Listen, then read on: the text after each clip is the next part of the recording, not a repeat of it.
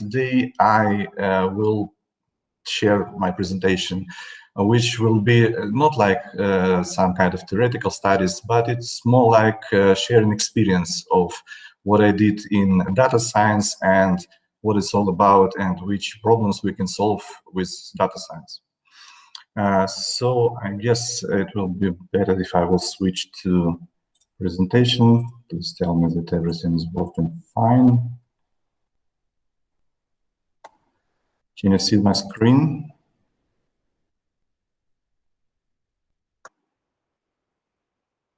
Mr. Anthony, is everything working fine? Yes, okay, perfectly. So this presentation is called Building AI-Driven Solutions, and we will cover different topics in that. It will be about, first of all, we will speak about what is data science, what are the backgrounds for data science, which skills are needed to start your career in data science, what are the typical team roles when you realize some data science projects, and of course, we will share our knowledge of my current company. I will speak about one of our most promising and leading product and how it works in general, and also summarize something maybe like recommendations for those who want to start a career in data science, what you should be focused on, and maybe some hints that will help you to decide is it worth it for you or not. So what is data science? I was trying to find a good explanation of what is data science, because sometimes you can see that it appears like a part of advanced analytics. And now I got to tell you that the most informative explanation is covered by its name. It's truly a science, and it's all about the data. And I don't believe that people saying like in 10 years everything will be over with data science, I don't believe they're right, because data drives this industry forward, and we are collecting more and more data each minute. And we have IoT devices working around the globe, and there will be much more data coming, and there will be much more needed people who know what to do with data and how to extract knowledge from that. So it's a fast-growing market, and I believe it will be growing and growing. There is an estimation for this market, so you can see it for the next 5 years. So data science is mostly focused on like two major parts. It's about collecting data and extracting knowledge from this data. That's why usually two topics appear when we speak about data collect. We usually say big data, because now it's normal. We are flooded with data in data science projects, so we may consider it as big data, and machine learning as a technique which allows us to extract knowledge from data that we collected. But it would not be fulfilled without the third one, extraordinary topic, also important for data science projects, how to create value with this knowledge that you extracted, because everything starts in business and everything should be ended with business. You should provide business with a solution. And also it's interesting topic about machine learning, which I believe is more strength than weakness. Machine learning can discover dependencies without telling you the origin of these dependencies. Of course, why I think that it's a strong side of machine learning, because you can apply data science in different target fields to extract knowledge and get some valuable results. But in case of such knowledge, of course, you will need to dive deeper into the target field, maybe to consult with guys familiar with technologies and business to understand what is the origin of this knowledge. But ability of machine learning to extract this knowledge is crucial. Also, machine learning is usually connected with such popular term like artificial intelligence. On this slide, you can see how it's normally connected.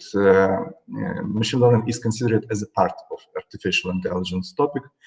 alongside with NLP, natural language processing, different computer vision projects, robotics. We all know about such a company like Boston Dynamics, and this also may appear when you will be dealing with machine learning, and you should understand, usually it considers as part of artificial intelligence.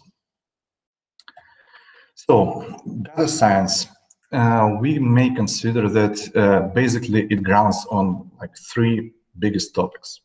And if you want to build a successful career in data science, these are skills that you should improve. First of all, it's mathematics, mostly about statistics and algorithm design. Also, you should be able to work with time series and understand what is means by stationarity and something like that. Some approaches appear each day almost, because people are developing different neural networks, different structures of neural networks, different approaches for building like recommendation systems. So this is crucial for data science career to keep on learning and keep aware of a mathematical background also. The second part is software development, because it's really hard to build a career without these skills. The most popular, for example, languages used for data science project, these are Python and R, maybe less. I also heard about projects using Scala, but it's more rare cases. Of course, you should be familiar with software development approaches. You should know what is how to build GitHub repositories, of course, what is Scrum and Kanban is about, database management, of course. And the third part is, I guess, will be the most exciting and valuable. That is domain knowledge. It's connected with business challenge, the origin of data science project, where this problem appears and where you should deliver your solution, and how your solution should work, and what is expected from your solution to which results you can gain with your solution. So if you are focused on software development right now and you want to try something in data science, you should improve your mathematical skills and also improve your critical thinking about challenging business challenges also. And also, if you are familiar with mathematics and you want to join data science, focus on software development and also understanding business challenges and business metrics they operate with, and so on. What are the typical cases? Of course, it's not all of them, but for example, for regular business, we can make some predictions on demand. What we can try to predict what will be the effective price of the project for your product you sell, for example, for the next quarter, or what will be the target auditory, and so on. Banks usually hire a lot of data scientists, but I also should be honest with you, data scientist doesn't really like to work with banks, because there is a lot of regulatory policy in this field. So banks are good, but you should consider it twice. Production, especially if you heard such topics like Industry 4.0, digital production, and like if we will put lots of IoT devices, sensors, gathering information from almost each part of your production plant, and you can also work with this data to solve different data science challenges, like you could make anomaly detection to evaluate production plans to see what is the probability that the production plan will fail. You will be analyzing like patterns and trying to detect bad patterns in your production plans. Insurance companies also hiring a lot of data scientists, because they need to evaluate the risks regarding each client. And of course, you can do it like manually or using analysts. But of course, if person had like 10 incidents with car last year, the insurance price for the next car should be much higher. And right now it's usually calculated with ML algorithms and with artificial intelligence mostly. So insurance companies, that's also a pretty good market to work with. Medicine, also, you know, like a lot of research in medicine and other sciences usually done with a silico approach. So you make a lot of experiments in your computers, and data science also helps there to fight their challenges, and also valuable for that. And of course, different other topics, physical research in real estate for estimation, like house prices. You can see like some of projects used to be solving previously, but it doesn't mean that it's not needed for the industry in different countries, in different regions. And there is typical solutions that exist in data science, but the way you will apply it, it's the way you will create the value in different fields.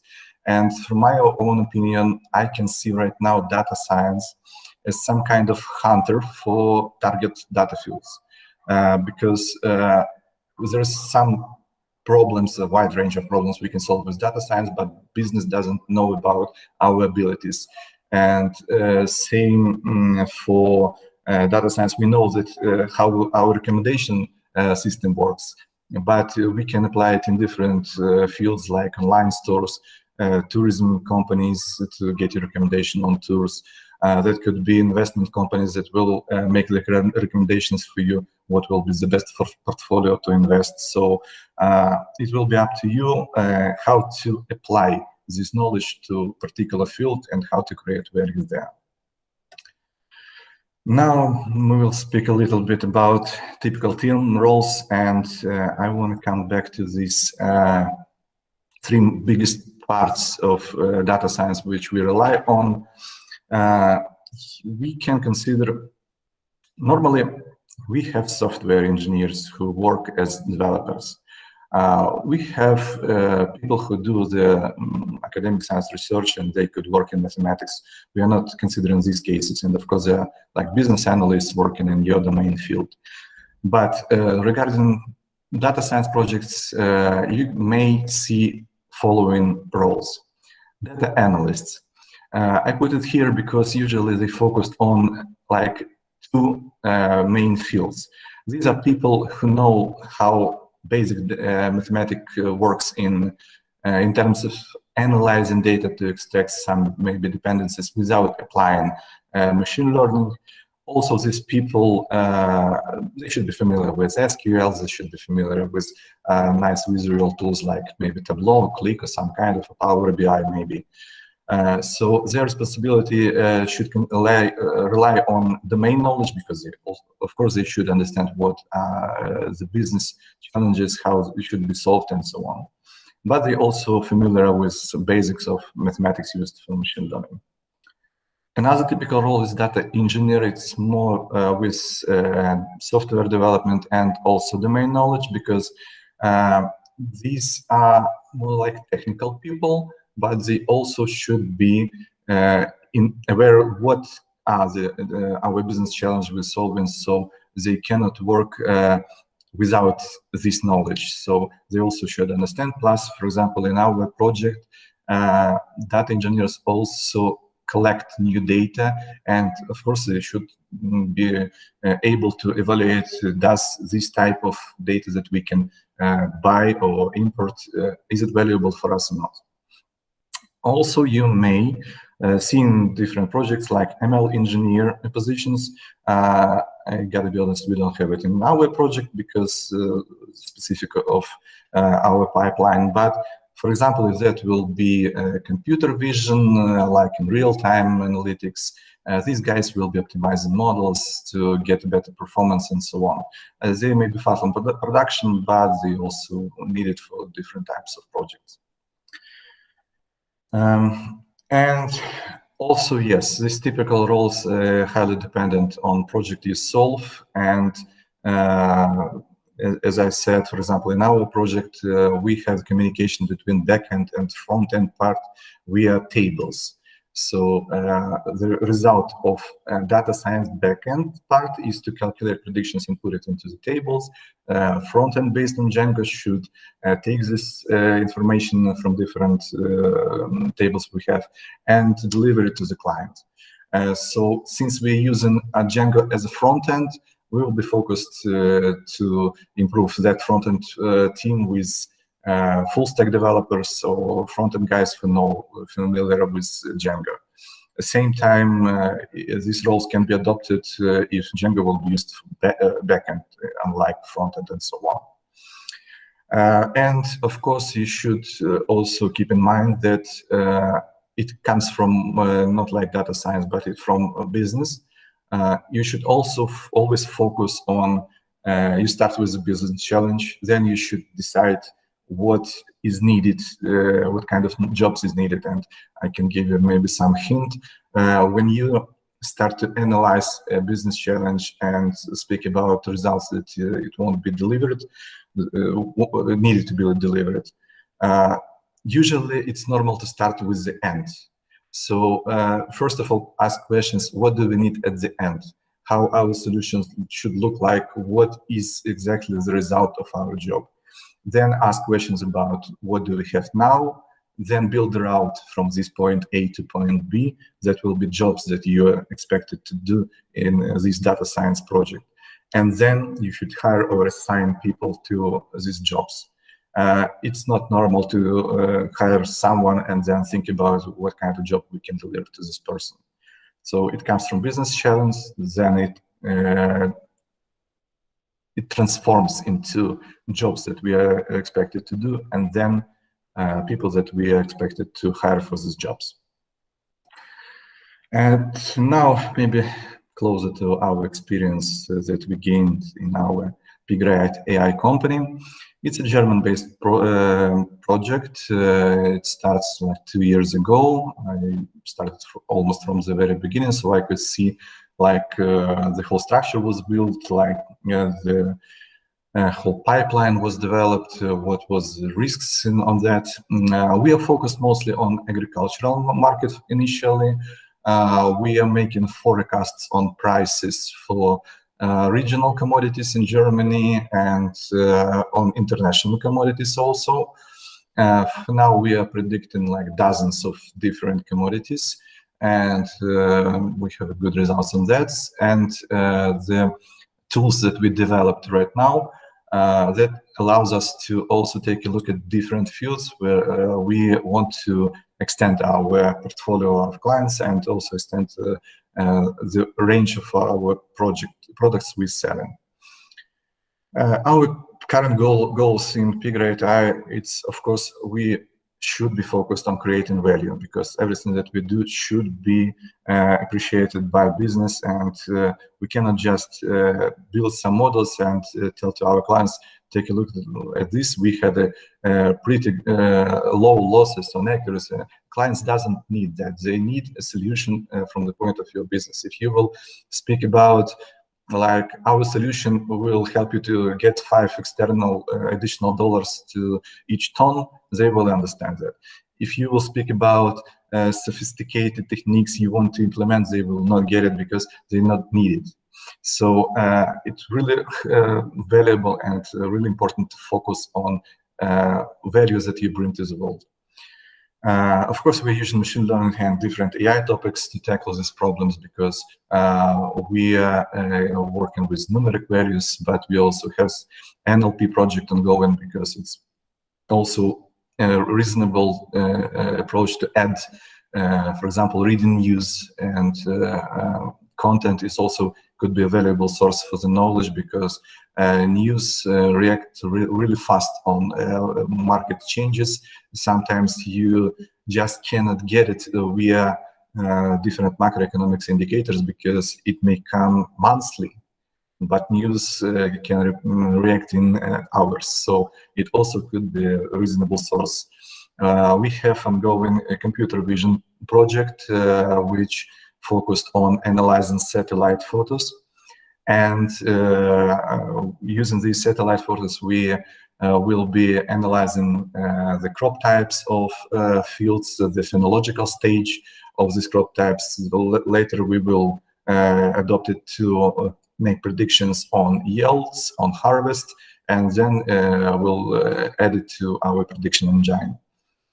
And of course, we also want to inspire others to start their own journey with some AI-driven solutions, because it really works. And I hope this lecture also will help us to make AI-driven solutions more popular and maybe also bring some value to the real world. That is a very simplified form of our working cycle of one of our leading projects. And in this case, we do mostly this pipeline. So we start with getting information from our sources, then we collect it into our data lake, then we realize different ETL, extract, transform, load procedures to get data sets, then machine learning takes part to build effective prediction models. Then we calculate our results coming from both of machine learning and analytics, and also presenting these results to our clients. And now I just will pay attention to each step of this schema. So the first one about important data. We usually operate with data that we could buy on subscription, because it allows you first to get a wide range of historical data. Usually it's available by subscriptions, and also we need this data not just like from 20 previous years, but stopped at 2018. We need it up to the moment. So having subscription works well to get both historical values and current values that come in life. To get this data, that's a job, in fact, for data engineers, because you should be aware with how to get data from different sources. Usually that is API access, it could be scraping, it could be importing, working with raw data, raw files, and so on. And also you should be aware how your target works, because you should put it into a database. In our project, we operate with PostgreSQL database and timescale DB plugin. For huge projects, you may consider implementing Hadoop ecosystem, which is focused on storing huge amount of data. I worked with Hadoop with T-Mobile, and that was also a nice experience. And plus, we have such plans here to build our own data center, because the complete volume of our satellite photos, if I'm not wrong, is about 5 petabytes. So it will definitely need a special solution. So if we will build this data center, I guess we will be using Hadoop there. And also it should be noted, for example, data that we collect. We operate with different data providers and get this data, and it also makes a value by itself, because we analyze, we have our blacklist for bad features, so we understand the quality of this data, and it's good enough also to share it. And right now we have some also contracts to sell our data with, I guess, B2B clients, so only for now, to reach our data lake, if it's allowed by intellectual property, of course. In this case, it's good that person who is responsible for getting data also responsible for sending this data, because this person is like standing on the border of the company, and it's good to have one person for that. Because it's all about granting access, and it's good to have person there for both of these cases. In our project, I call this position like the head of data management and cybersecurity. And next step will be regarding ETL. After we collected raw data, we should pay a lot of attention on data quality, because sometimes it's really hard to get a reliable and quality data, especially when we speak about regional data, and so on. What we normally do is, first of all, we check in data coverage, because we analyze how much percent of the data is missed. For example, if 5% is missing, we say that this data has 95% of coverage. We are not working with indicators that have less than 80% of data coverage, because we believe, for example, if you have data coverage with 50%, it means that filling this data, you will get the each second value will be generated, which is not so good. So from our practical experience, we decided that 80% works fine for us. So we are filtering our raw data by time range. We need it in the same time range as our targets. We analyze it by data coverage. If data coverage is more than 80%, we are filling missed values with interpolation. And also we do some analysis on outliers and so on. As the result of this step, we receive different machine learning data sets. You have to make it clear, usually a data scientist doesn't appear only on machine learning side. A professional data scientist, I believe, should be aware of all these steps at least. As a real good data scientist should be available to cover all of these topics, and at least understand how it works and be able to handle the team working on that. After we have prepared data sets, we can start our different machine learning procedures, which are really complex because we are using different approaches like auto-regression models. And for example, if you are using auto-regressions, you will need to check it for stationarity, because that is a good approach. If you have time series and you want, for example, make a prediction, it could be like a Bitcoin or some kind of, you will be deciding which model will be good for you. And regarding time series, there is so-called Walt's theorem that tells you that if your time series is stationary, you can describe it with RMPQ model with any predefined accuracy. That's why stationarity and different stationarity checks and different techniques to transform your time series into stationarity appears. Because this Walt's theorem gives you a bridge between your time series and what you want to get as a forecast. We also do different anomaly detection, because it also could be valuable information for the clients.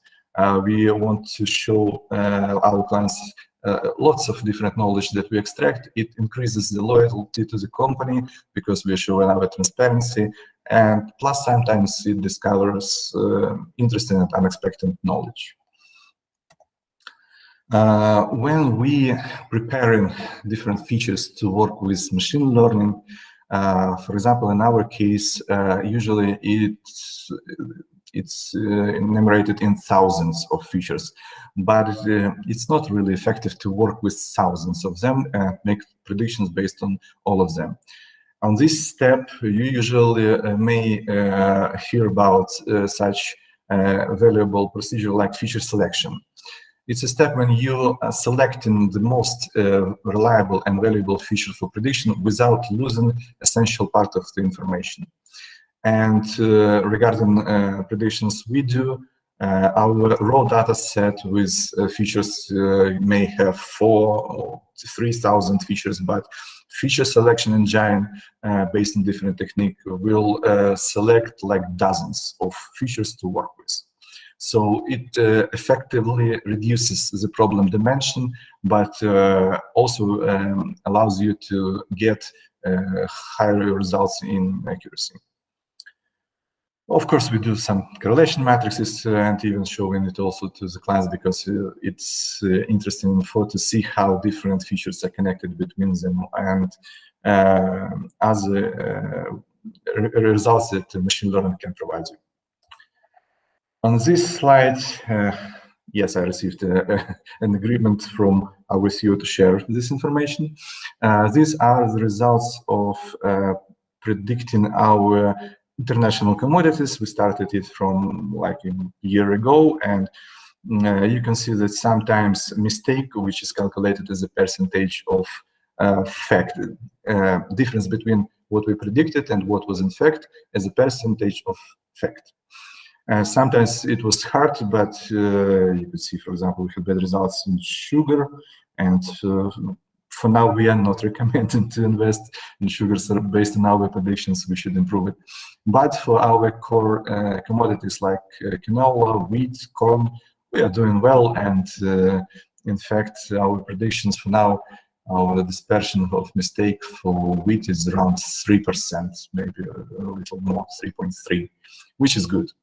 To get these results, we should implement a lot of different machine learning approaches. We use a lot of different models.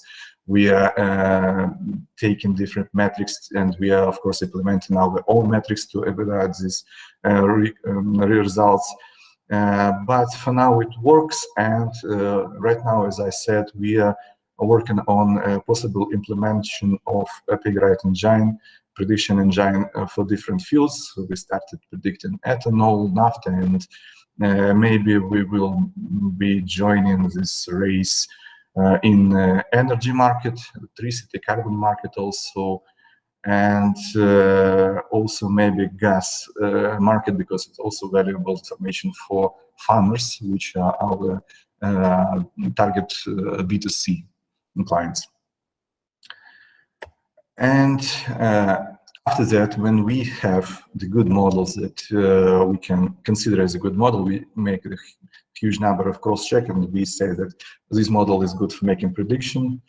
We calculate these predictions, but we also saving a lot of additional results, because it's also knowledge that we extracted from the data, and sometimes it's valuable to share with our colleagues. Some data we can adopt and share with our clients. As I said, it's also valuable to show our transparency and increase the loyalty to what you do and the company you work with. Transparency is good. And you can see when we have these results, in fact, on this stage, our back-end part is over, and after that, we must deliver these results to our client. We do this with Django application, which takes the data that were gained, and we deliver it in different forms. You could observe it on your mobile phone and make your decisions. For now, mostly we can consider our results as a decision support, because we are not trading for the farmer instead of farmer, but we provide him with more information so he could adopt his marketing strategy to make it more effective and, of course, get more money. We have good examples of that, like people were not selling, I guess it was corn. They delayed selling corn 1 month for the next month because we made a prediction of rising prices, and they received like 16,000 euros of external additional profits gained, which was a good result, in fact. I would like also to summarize a little bit what I was talking about data science. First of all, yes, there is no any backdoor way to get a successful career in data science. Of course, you should work hard to get this. And now I can see that because of COVID, such resources like Coursera and Udemy and others, they make the online courses more available for people. Some of them providing their courses for free or for less money. That's why data science right now is flooded with people who had their online courses and looking for interns job. Unfortunately, we are not hiring interns in our company, but it will be, you should be ready if you will start your career also in doing the way like that there will be a lot of interns like you trying to apply for data science jobs. That is normal, and there is no like other way, like to keep on trying, keep on working, and improve your skills and attend interviews. That will give you a valuable experience that you can later convert maybe in your successful career. Also, there is one hint which I can tell to you from my own experience. Usually I see examples when people start with like data analysts. They're trying to implement some interesting methodology from data science, from machine learning on their current job. They received some valuable result, and then they create the data scientist role in their own company if there was no such role before. It also a good example. A few days ago, I shared the publication on Facebook where finally we met with Mr. Anthony, and there was another guy who approached me after this publication. He's a geologist working somewhere in Africa, and he's following this approach right now. He's got a really interesting challenge, and he's moving in this field with such pipeline and trying to create this role. I believe it's good because his project is valuable, and it's really has delivered results with machine learning.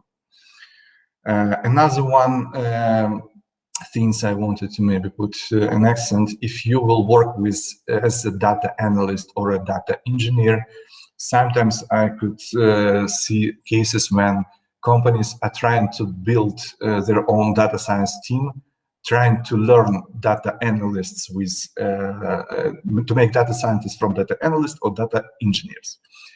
And I believe making it from data engineers is better, because these guys, as you can remember from this presentation, are familiar with domain knowledge in software development.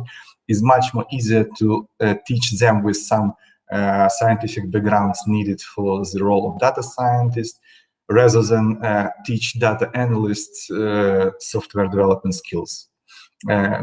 Even if we will see that Python is the leading language for now, I believe it's if you have data and engineers in your team, it's good to try to train them to data scientists. And maybe some final recommendations for you.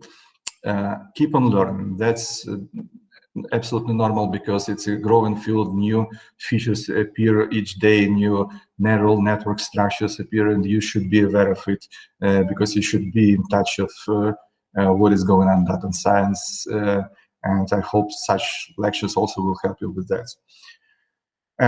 Practical experience tells me that don't be afraid to ask questions if something is not clear for you, especially regarding the results needed.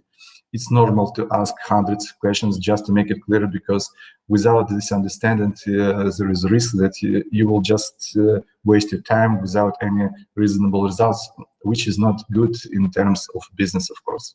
So it's normal to ask questions because it makes you clear. Focus on real-world problems. That is really interesting and valuable for you, because it's like recommendation system. The background of recommendation system could be same, but the way you will adopt this solution is up to you. And sometimes this idea may come from different fields, and it will create value, and you will be successful, and you will work in so-called blue ocean without rivals, and you will get huge profits and so on. And just like I said, data science, at my opinion, works for now like a hunter for the target fields. So think about how to create value in different target fields.